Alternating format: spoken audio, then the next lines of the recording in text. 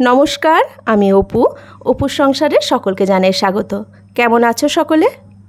আবার ভীষণ গরম পড়েছে, তাই এই গরমে স্বস্তি পেতে আজ তোমাদের সাথে শেয়ার করব দুটো আরামদায়ক পানীয়। এক হলো ম্যাঙ্গো শেক, আর একটা হলো বাদাম শেক।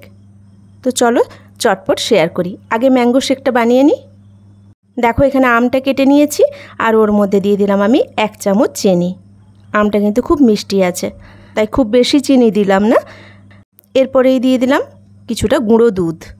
একটা আমের জন্যে 10 টাকা গুঁড়ো দুধের প্যাকেটগুলো একটা হলেই হবে। আর তার সাথে দিয়ে দিলাম বেশ কিছুটা বরফের কুচি। এবার মিক্সিতে ভালো করে পেস্ট করে নেব। গরমে যে এটা কি ভালো লাগে খেতে, তবে বরফটা কিন্তু মাস্ট দিতে হবে, আর একটু ঠান্ডার পরিমাণটা বেশি হলেই বেশি ভালো লাগে খেতে। তাই ওপর থেকে আমি দিয়ে দিলাম আর কিছুটা বরফের কুচি, আর দিলাম সামান্য কুচনো কাজু বাদাম। বাড়িতে আম থাকলে অবশ্যই একবার বানিয়ে নিও, খেয়ে কিন্তু খুব তৃপ্তি পাবে। চলো, ম্যাঙ্গো শেক তো রেডি হয়ে গেল। এবার বানাবো বাদাম শেক। তার জন্যে আমি বাদামগুলো জলে ভিজিয়ে রেখে দিয়েছিলাম ঘন্টাখানিক। এবার বাদামের খোসাগুলো ছাড়িয়ে নিচ্ছি। 1 গ্লাস বাদাম শেকের জন্যে ওই 12-14টা বাদাম হলেই হবে। আর বাদামটা আগের থেকে একটু ভিজিয়ে রাখলে এভাবে খোসা ছাড়াতে সুবিধা হয়। আর যদি সঙ্গে সঙ্গে ভেজাতে চাও, তাহলে একটু সামান্য গরম জলে ভিজিয়ে দিলেই খোসাটা চটপট ছেড়ে যাবে। বাদামগুলো আমি খোসা ছাড়িয়ে মিক্সিতে দিয়ে দিলাম,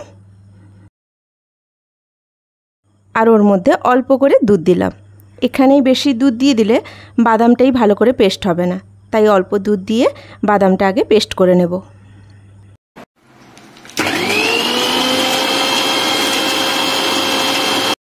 এবার আমি 250 গ্রাম দুধ আমি একটা প্যানে ঢেলে নিলাম। দুধটাকে বেশ কিছুক্ষণ ধরে ফোটাবো। দুধের মধ্যে দিয়ে দিলাম আমি 2 চামচ চিনি।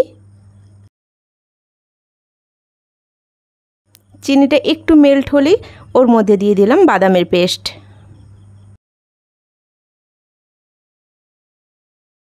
এরপর ওর মধ্যে দিয়ে দিলাম খোয়া ক্ষীর।